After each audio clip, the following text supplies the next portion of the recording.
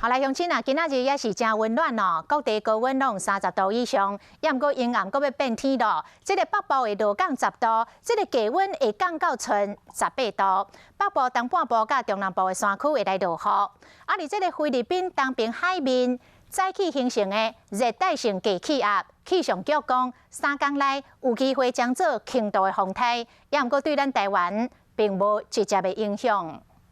今仔日全台各地高温拢有30度以上，不过外头也是爱穿得好，因为安尼好天到暗时温度阁会下降。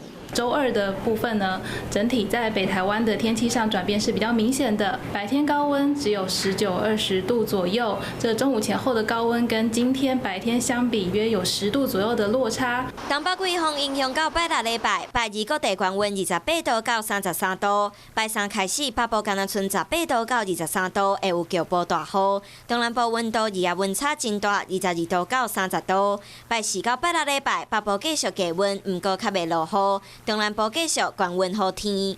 目前菲律宾东方海面的热带系统，3天内可能变作第一个4月风台。东南部更有机会落雨。